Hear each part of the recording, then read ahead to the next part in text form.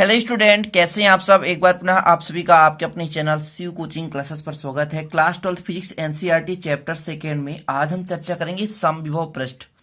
समविभव पृष्ठ किसे कहते हैं और इसके गुण। ठीक है, तो वीडियो को अंत तक देखिए। छोटा सा टॉपिक है ना, और बेसिक्स चीजें क्लियर करते चलिए। और जो भी टॉपिक आपको प्रॉब्लम हो तो प्लेलिस्ट में जाएंगे तो आपको सारे टॉपिक पे मिल जाएंगे। ठीक है, वीडियो आप लोग प्लेलिस्ट विजिट कर लेना, नए तो चैनल को सब्सक्राइब भी कर लेना।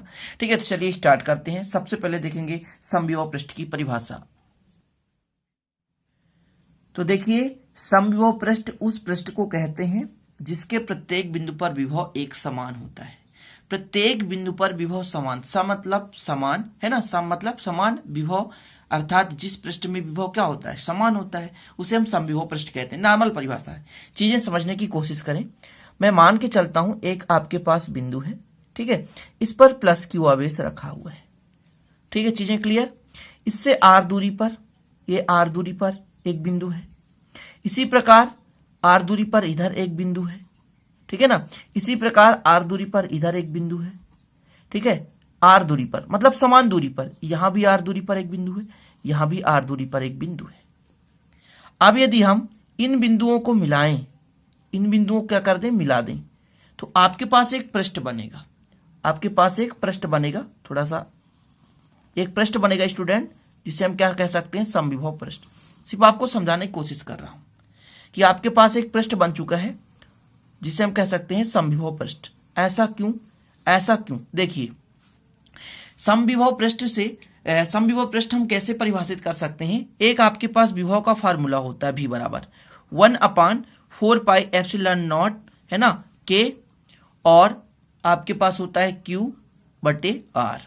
अब यहां पर आवेश तो q ही है, सभी बिंदुओं के लिए एक ही आवेश है, और जब r सभी के लिए समान है, मतलब समान दूरी पर सभी बिंदु स्थित हैं, तो सभी जगह पर विभव क्या होगी, समान होगी। तो इन बिंदुओं को मिलाने वाली एक पृष्ठ किस पृष्ठ का निर्माण करती है, तो समविभव पृष्ठ का निर्माण करती है। अर्थात एक ऐसा पृष्ठ जिसके प्रत्येक बिंदु पर, अब सभी बिंदु, यहां कई बिंदु हो सकते हैं ना, कई बिंदु हो सकते हैं, कोई निश्चित सीमा नहीं है, तो कई बिंदु हैं, और इन सभी बिंदुओं की जो डिस्टेंस है, आवेश से दूरी है, वो समान है, वो आर ही है। सभी से दूरी कितना है, आर ही है, ध्यान रखिएगा, सभी से आर है, तो प्रत्येक बिंदु पर विभव क्या होगा, समान होगा। क्लियर, इसके आधार पर आप समझ गए होंगे, क्योंकि विभव यहां पर निर्भर किस पर करता है, आवेश पर, तो सभी के लिए एक ही आवेश है। क्लियर, ये तो के परावैद्युतांक है, तो माध्यम सब वही है, और आर जो है डिस्टेंस है, मतलब उस बिंदु की आवेश से दूरी, तो सभी जगह जब आर दूरी है और क्यू भी समान है, तो प्रत्येक बिंदु पर विभव क्या होगा, समान होगा। चीजें क्लियर हो गया। तो पहला इसका प्रॉपर्टी जो आप गुण पढ़ोगे कि समविभव पृष्ठ का गुण क्या होता है, तो पहला गुण यही पढ़ोगे कि समविभव पृष्ठ के प्रत्येक बिंदु पर विभव समान होता है। विभव क्या होता है, समान होता है। चीजें क्लियर हो गया है ना। हो सकता है ये प्लस क्यू है, तो प्लस क्यू है तो इसकी जो दिशा है बाहर की ओर है, जब माइनस क्यू आवेश होता है तो अंदर की ओर होता। ठीक है, बस आपको केवल इतना समझना है कि एक ऐसा पृष्ठ जिसके प्रत्येक बिंदु पर विभव क्या होता है, समान होता है, उसे हम कहते हैं समविभव पृष्ठ। चीजें क्लियर। समविभव पृष्ठ से एक गुण आपने सीखा कि प्रत्येक बिंदु पर, समविभव पृष्ठ के प्रत्येक बिंदु पर विभव का मान समान होता है। ठीक है, तो चलिए देखते हैं समविभव पृष्ठ के गुण। तो देखिए, पहला नंबर तो आपको याद ही होगा कि समविभव पृष्ठ के प्रत्येक बिंदु पर विभव का मान समान रहता है। चीजें क्लियर। जितना आपके सिलेबस में उतना ही पढ़ा रहा हूं, ज्यादा बेफजूल चीजें मैं नहीं करा रहा हूं, सिर्फ आपके जो सिलेबस में वही चीज पढ़ो। ठीक है ना। समविभव के पृष्ठ के प्रत्येक बिंदु पर विभव का मान समान होता है। देखिए, आपके पास एक समविभव पृष्ठ है, मैंने दूसरा डायग्राम बना लिया है। इसके प्रत्येक बिंदु, जैसे ए बी सी डी हमने लिया, यहां से जो डिस्टेंस है यानी दूरी है, सभी की समान है, और सभी का आवेश भी क्यू है। जब आवेश समान है और डिस्टेंस भी समान है ना, दूरी जो समान है, तो सभी पर जो विभव का मान होगा क्या होगा, समान होगा। अर्थात जो आपका VA होगा है ना, वो VV के बराबर होगा, और VC के बराबर, और VD के बराबर, मतलब चारों बिंदुओं पर जो विभव है वो समान होगा। क्लियर, पहला नंबर क्लियर हो गया। दूसरा देखिए, समविभव पृष्ठ के एकांक धनावेश या परीक्षण आवेश को एक बिंदु से दूसरे बिंदु तक ले जाने में कोई कार्य नहीं करना पड़ता। क्यों कार्य नहीं करना पड़ता, देखिए चीजें समझिए। हमने आपको पढ़ाया था विभव। विभव में क्या बताया कि एकांक आवेश को एक बिंदु से दूसरे बिंदु तक ले जाने में किया गया कार्य क्या होता है, शून्य होता है। अब चीजें समझें, यदि मैं कहूं कि ए से बी के बीच विभव कितना होगा, तो मैं एक दूसरे में घटा दूंगा, डिफरेंस निकालूंगा, तो VB माइनस VA। अब चूंकि ये दोनों समान है तो डिफरेंस भी कितना आएगा, 0 आएगा। डिफरेंस 0 आया मतलब विभव एक बिंदु से दूसरे बिंदु के बीच का विभव कितना है, शून्य है। जब विभव शून्य है तो ले जाने में किया गया कार्य भी क्या होगा, शून्य होगा। चीजें क्लियर हो गया, समझ गए कि दो के बीच का विभव डिफरेंस, मतलब यदि मैं कह दूं कार्य ही एक प्रकार का विभव है तो A से B तक मतलब VB माइनस VA। चीजें क्लियर, तो 0 होगा। ऐसा क्यों होगा, क्योंकि दोनों समान है और जब सेम में घटाते हैं तो 0 आ जाता है। तो कहने का मतलब हम कहीं से कहीं तक ले जाएंगे, इस पृष्ठ के किसी बिंदु से किसी भी आवेश को किसी बिंदु तक ले जाएं, कोई फर्क नहीं पड़ेगा, कोई कार्य नहीं करना पड़ेगा, शून्य होगा। क्यों, क्योंकि सभी जगह पर जो विभव है समान होता है और दो बिंदुओं के बीच का डिफरेंस ही उसका कार्य कहलाता है, और जब डिफरेंस निकालते हैं तो 0 आ जाता है। क्लियर, डायग्राम के माध्यम से यदि आप समझते हैं तो आप आसानी से समझ पाएंगे। अगला देखें, विद्युत क्षेत्र रेखाएं समविभव पृष्ठ के अभिलंबवत होती हैं, मतलब लंबवत बाहर की ओर निकलती हैं। जैसे यहां पर देख सकते हैं, यदि ये बाहर की ओर निकलेंगी, ये बाहर की ओर निकलेंगी तो ये 90 डिग्री का कोण बनाती हुई निकलेंगी। कितने डिग्री का, 90 डिग्री का। अब इसी प्रकार इधर भी पृष्ठ, इधर भी, मतलब चारों तरफ ये रेखाएं निकलेंगी और कितने डिग्री बनाती हुई निकलेंगी, 90 डिग्री का कोण बनाती हुई निकलेंगी। ठीक है ना, तो ये डायग्राम भी आपको समझते चलना है जो मैं बता रहा हूं। ठीक है, चलिए अगला देखें, दो समविभव पृष्ठ एक दूसरे को कभी नहीं काटते। दो समविभव पृष्ठ एक दूसरे को कभी नहीं काटते। अब इसमें एक चीज आपको समझना है कि यदि दो समविभव पृष्ठ एक दूसरे को काटते हैं तो प्रतिच्छेदी बिंदु पर विभव के दो मान होंगे। प्रतिच्छेदी बिंदु पर विभव के दो मान होंगे।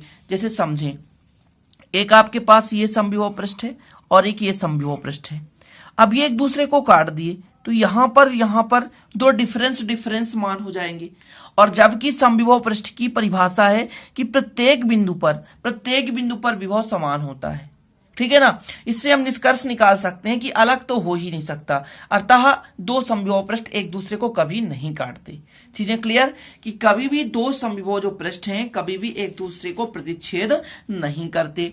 अगला, किसी विद्युत चालक का पृष्ठ सदैव समविभव पृष्ठ होता है, मतलब जिसमें विद्युत का चालन हो सकता है। ठीक है ना, वो हमेशा समविभव पृष्ठ होता है।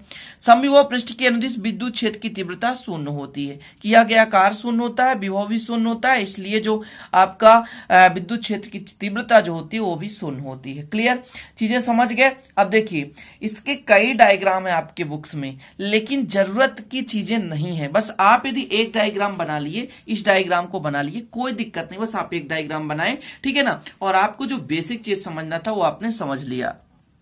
अब थोड़ा सा मैं आपको दो समान परिमाण के दो विजातीय आवेशों के लिए समविभव पृष्ठ निर्माण करके दिखाता हूं। जैसे मैं यदि आपको यहां पर बताना चाहता हूं कि मान लीजिए यहां पे आपके पास प्लस क्यू आवेश है, ठीक है ना, और यहां पर आपका माइनस क्यू आवेश है। क्लियर, ये पृष्ठ प्लस क्यू और माइनस क्यू आवेश से निर्मित है। इसको आगे बढ़ा देते हैं, एक दूसरे को द्विध्रुव बन गया, और इसको भी आगे हम बढ़ा सकते हैं। क्लियर, ये हमने कर दिया। अब जो विद्युत बल रेखाएं हमेशा धन से निकलती हैं और कहां पर समाप्त होती हैं, ऋण पर समाप्त होती हैं। धन से निकलती हैं, कहां पर समाप्त होती है, ऋण पर समाप्त होती हैं। ये इस क्रम से, ठीक है ना, ये क्रम चलता रहता है। धन से निकलती हैं और कहां पर समाप्त होती हैं, ऋण पर समाप्त होती है। ठीक है ना, तो ये बल रेखाएं हैं। जो अंदर होता है ना, तो इसकी जो दिशा है धन से ऋण की ओर कहेंगे। ठीक है, चलिए अब जो बल रेखाएं हैं, तो ये बल रेखाएं तो क्या कहलाती हैं, विद्युत क्षेत्र की तीव्रता आप लोगों ने पढ़ा होगा। बल रेखाओं संबंधी विद्युत क्षेत्र की तीव्रता परिभाषित होती है कि एकांक आवेश जितने बल का अनुभव करता है उसे विद्युत क्षेत्र की तीव्रता कहते हैं।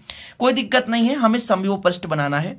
तो अब देखिए, यहां पर जो आपका क्यू है, यानी प्लस क्यू आवेश है, माइनस क्यू आवेश, यहां पे कैसे समविभव पृष्ठ बनेगा, तो इसके चारों ओर समान दूरी पर यह समविभव पृष्ठ का निर्माण करता है। इस प्रकार से यह समविभव पृष्ठ का निर्माण करता है। इसी प्रकार इसका भी समविभव पृष्ठ होगा जो एक दूसरे को कभी प्रतिच्छेद नहीं करेंगे। ये चीज देख सकते हैं आप, जो प्लस क्यू है और माइनस क्यू आवेश है, ये एक दूसरे के पृष्ठ कभी भी एक दूसरे के प्रतिच्छेद नहीं करते। चीजें क्लियर? तो ये हो गया किसके लिए? समान परिमाण, मतलब यहां पर प्लस क्यू और माइनस क्यू है, इनकी जो परिमाण है वो बराबर है, लेकिन जो इनका समविभव पृष्ठ है वो अलग अलग है। अब धन में मैंने बताया था अंदर से बाहर की ओर, जैसे देख सकते हैं ये बाहर की ओर हो रहा है। चीजें क्लियर? तो ये बाहर की ओर होगा, ये बाहर की ओर धन के लिए मैंने बताया था आपको, लेकिन ऋण के लिए अंदर की ओर आ रहा है, तो ये अंदर की ओर आ रहा है, ठीक है ना, अंदर की ओर आ रहा है। तो डायरेक्शन मैंने आपको समझाया था कि जब भी धन में रहेगा समविभव पृष्ठ की दिशा वो बाहर की ओर, लेकिन ऋण में अंदर की ओर होती है।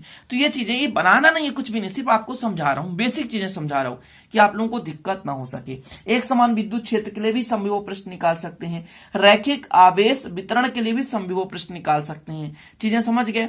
और एक समान परिमाण के दो धन आवेश हो उनके लिए भी हम समविभव पृष्ठ निकाल सकते हैं। आपके बुक्स में डायग्राम ढेर सारे मिल जाएंगे, आप लोग कर लीजिएगा। बस आपको यहां पर चीजें क्लियर करना, समविभव पृष्ठ किसे कहते हैं और इसके गुण। ठीक है, तो आशा करता हूं ये छोटा सा वीडियो आपको अच्छा लगा हो। अच्छा लगे तो लाइक जरूर कर देना, दोस्तों के साथ शेयर कर देना, नए हैं तो चैनल को सब्सक्राइब कर बेल आइकन प्रेस कर लेना, ताकि इसी प्रकार की वीडियो को नोटिफिकेशन सबसे पहले आपको मिलता रहे। चलते हैं स्टूडेंट, मिलते हैं अगली वीडियो में नए टॉपिक के साथ, तब तक के लिए जय हिंद, वंदे मातरम।